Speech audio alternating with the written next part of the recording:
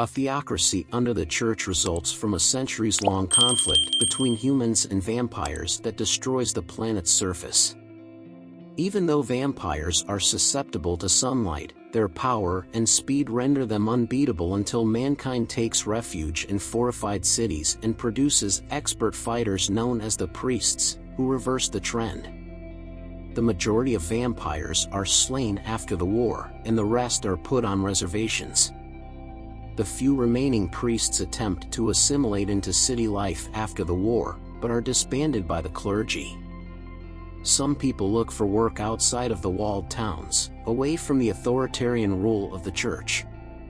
Hicks, the sheriff of a free town, Augustine, approaches a specific priest.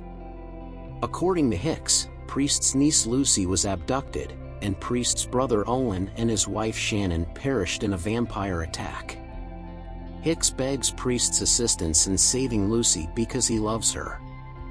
Priest requests that the clergy restore his power, but Monsignor Aurelius, the leader, rejects the vampire theory. Aurelius sends 3 priests and a priestess to retrieve the priest who has left the city. Priest and Hicks reach Nightshade Reservation, where familiars, humans who have contracted a disease that renders them vampires' property, live with their masters. The two learn that most vampires take refuge in the vampire hive of Sola Mira, which is thought to have been deserted following a conflict.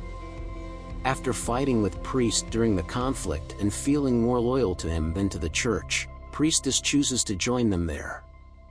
Priest is still troubled by the fact that he failed to save one of his own during their final battle in Sola Mira. After killing a hive guardian vampire, Priest, Priestess, and Hicks learn that the vampires have created a new army and excavated a tunnel leading to the town of Jericho. As night comes and an armored train approaches, releasing vampires, the remaining 3 of Aurelius' priests reach Jericho. The leader of the creatures is a strong man in a black helmet. Black Hat murders the priests when they turn down his invitation to join him. The town is deserted and the 3 priests have been crucified when Priest, Priestess, and Hicks arrive in Jericho the following morning. With the walled cities at the end of the rail line, Priest notices a recently broken pocket watch near the train station and concludes that the vampires have been using trains to travel during the day and attack free communities at night. Priest clarifies that the city's clouds of smoke and ash permanently deny them sunlight, contrary to Hicks' belief that the sun protects them as well. The attack will be a massacre if the train arrives in a city. Hicks believes that if Lucy gets infected, Priest would kill her, so he threatens him. Lucy is revealed to be Priest's daughter by the priestess. When Priest was seized by the church, Owen filled in as a husband and father. He was dating Shannon, Lucy's mother. The truth was never revealed to Lucy. Priest and Hicks board the train to save Lucy while Priestess dashes forward to detonate a bomb on the railroad tracks. Just as they discover Lucy, Black Hat overwhelms the two, who are fighting vampires and familiars. When the priest was defeated in the assault on Sola Mira, Black Hat was exposed. He became the first vampire-human hybrid to withstand the sun after being captured and receiving blood from the vampire queen.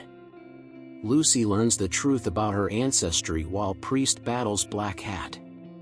Priestess fights a number of familiars on the tracks in front of the train, but one of them disables the detonator for the explosives. She places the explosives on her motorcycle, drives it into the train engine, then jumps off before the explosion occurs in order to complete her job.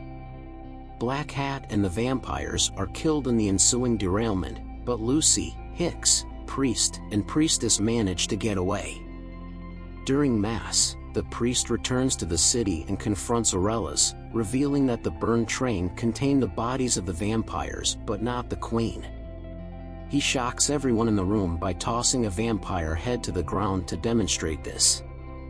The conflict is done, but Aurelius still doesn't believe him. A priest and priestess meet outside the city, and the priestess verifies that other priests have been informed and will meet them shortly.